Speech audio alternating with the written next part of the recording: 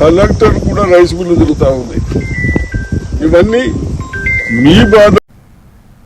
మహబూబాబాద్ జిల్లా కేంద్రంలోని ఎంఆర్ఓ కార్యాలయం ఎదుట రిటైర్డ్ ఉద్యోగులు బకాయిల చెల్లింపుల కోసం సిపిఐ ఆధ్వర్యంలో నిరసన కార్యక్రమాన్ని చేపట్టారు. CPI municipal floor leader Ajay Sarathi మాట్లాడుతూ రాష్ట్ర వ్యాప్తంగా వేలాది మంది రిటైర్డ్ ఉద్యోగులకు 2 సంవత్సరాలుగా బకాయిలు అందక ఇబ్బందులు ఎదురవుతున్నాయని తెలిపారు. సుమారు 16,000 కోట్ల పెండింగ్ బకాయిలను ప్రభుత్వం తక్షణమే విడుదల చేయాలని ఆయన డిమాండ్ చేశారు.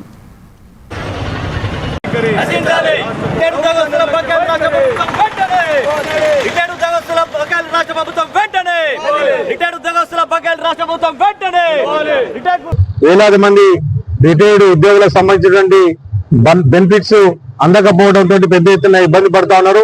దాదాపు 16,000 కోట్ల రూపాయల సంబంధించిన బకాయిలు రాష్ట్ర ప్రభుత్వం రిటైర్డ్ అయినటువంటి ఉద్యోగ ఉపాధ్యాయులకు చెల్లించాల్సిన అవసరం ఉంది. గత 2024 మార్చి నుండి ఇప్పటి వరకు అంటే దాదాపు 2 సంవత్సరాలుగా ఈ బెనిఫిట్స్ ఇవ్వకపోవడంతో రిటైర్డ్ ఉద్యోగులు వస్తాయి.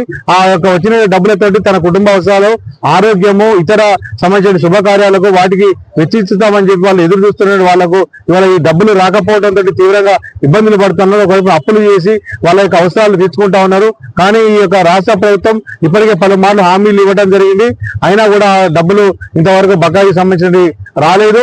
గత ముఖ్యమంత్రి గారు రేవంత్ రెడ్డి గారు ఒక 100 రోజుల లోపలనే ఈ యొక్క పెండింగ్ బకాయిలు మొత్తం కూడా దశల వారీగా చెల్లిస్తామని చెప్పిండు. కానీ ఇంతవరకు వాటి మీద చర్యలు తీసుకోకపోవడంతో ఇప్పటికే మరి ఈ యొక్క రిటైర్డ్ ఎంప్లాయీస్ ఏదైతే ఇబ్బందులు పడుతున్నారో వారి మరింత సమస్యలు పెరిగిపోతా ఉన్నాయి. మరి వాళ్ళ యొక్క జీవితకాలం ఉద్యోగం లోపల శ్రమించి వాళ్ళు దాచుకున్నటువంటి జీపీఎఫ్ తో పాటు ఇతర సంబంధించినటువంటి వచ్చే బెనిఫిట్స్ అన్నింటినీ కూడా రాష్ట్ర ప్రభుత్వం ఖజానా ఖాళీ పేరు మీద, వేరే ఖాళీ పేరు మీద ఇవాళ వాళ్ళకు తొక్కిపెట్టడం అన్యాయం. వాళ్ళు సమాజానికి వాళ్ళ వృత్తి ద్వారా సేవలు అందించిండు.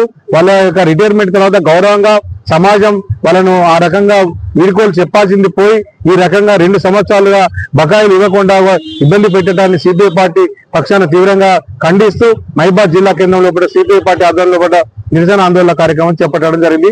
రిటైర్డ్ ఉద్యోగులకు సంఘీభావంగా